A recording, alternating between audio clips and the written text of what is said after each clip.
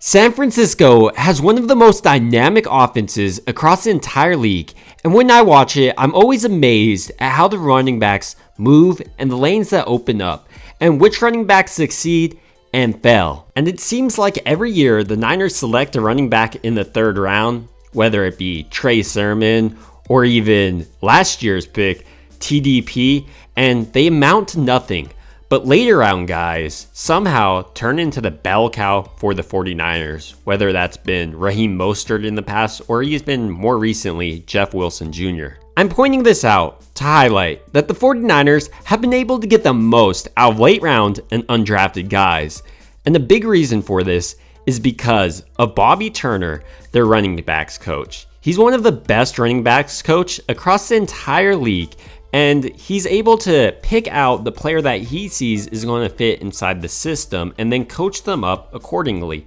And he said a big portion of his job isn't necessarily just plugging in a guy like everyone says you can do with the 49ers offense, but it's picking out the right players. And he's been able to do that with undrafted guys and more high-profile guys like CMC. In this video, I hope to cover Khalan Laborn, a guy on the 49ers roster who was picked up as an undrafted free agent this year, but had a history of being the #1 running back across the entire country, and how maybe he'll overthrow TDP much like Jordan Mason overthrew Trey Sermon. Before we jump into Laborn's football career, let's go over his measurables. He's 5'11" and sits right around 210 pounds. Laborn is also crazy fast and strong. He ran his 40-yard dash in 4.44 seconds and bench pressed 23 times. So with that out of the way, let's jump into the former #1 all-purpose running back across the entire country,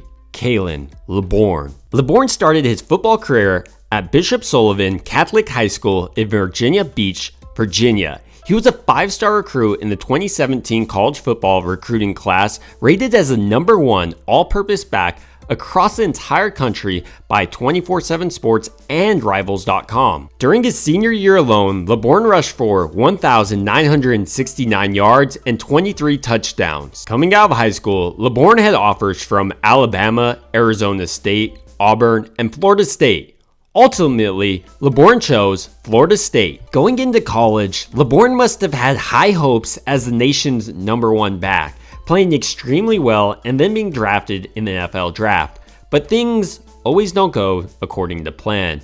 During Laborn's first year, 2017, he redshirted that fall, but in 2018, he sustained a season-ending knee injury in the second game.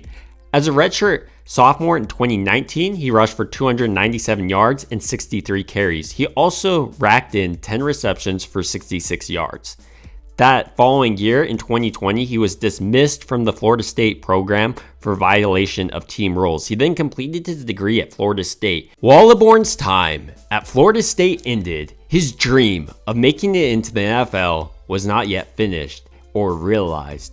He then decided to go to Marshall in 2022 and enrolled there since he still had years of eligibility remaining.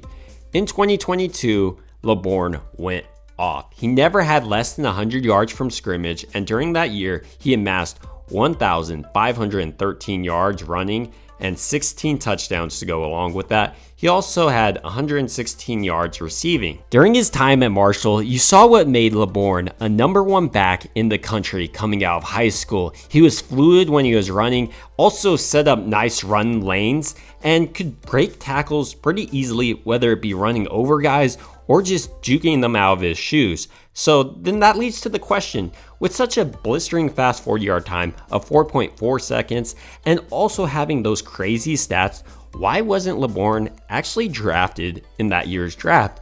The draft came and went, and Laborn still wasn't on an NFL team. And here's the thing, at Marshall, while he did go off, he wasn't facing the best level of competition. So a lot of teams weren't willing to take a flyer on him, and he also hasn't had a ton of experience in college. With the Niners having some of the best coaches for running backs, it's no surprise why LeBourne chose the Niners over other teams. And with them having success with guys like Elijah Mitchell, Jordan Mason, I wouldn't be surprised if LeBourne had an extreme level of success with the Niners. With LeBourne joining San Francisco, he's also already been seen in the San Francisco uniform running around. He's number 36 this offseason and looks the part. He's built, and while we don't know how he's going to perform as a running back until the pads go on, I'm excited to see how he plays this upcoming preseason and if he's able to overthrow TDP for a roster spot.